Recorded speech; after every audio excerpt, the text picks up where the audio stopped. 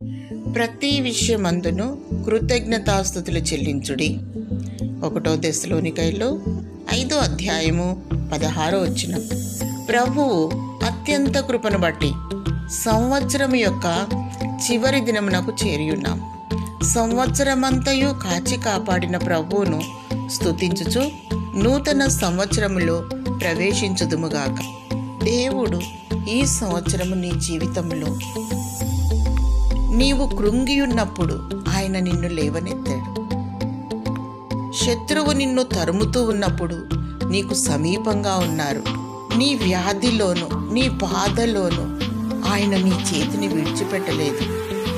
దేవుడు నీ పక్షంగా చూపిన ఆశీర్వాదములను లెక్కపెట్టు. అలాగు చేయటం వలన నీవు విస్మయము చెందెదవు. అవును, సంవత్సరమంతా దేవుడు నీకు తోడై ఉన్నాడు. నీ పక్షముగా యుద్ధము చేశాడు. నీకు జయమును దయచేసినాడు. నిన్ను సజీవులనుగా శక్తివంతులుగా ఉంచెను కనుక ఆయనను స్తుతించవలెనని దేవుడు ఆశిస్తున్నారు.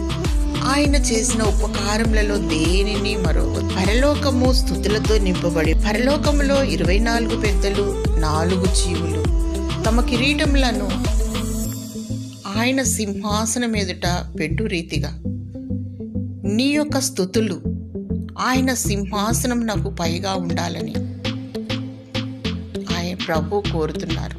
స్తుతించే వారి గుంపులో నీవు కూడా ఉండాలని, ప్రభు యొక్క నూతన బలమును నీవు పొందుకోవాలని, సంవత్సరము ఆఖరి దినమున ప్రభువు కోరుతూ నిన్ను దీవించునుగాక.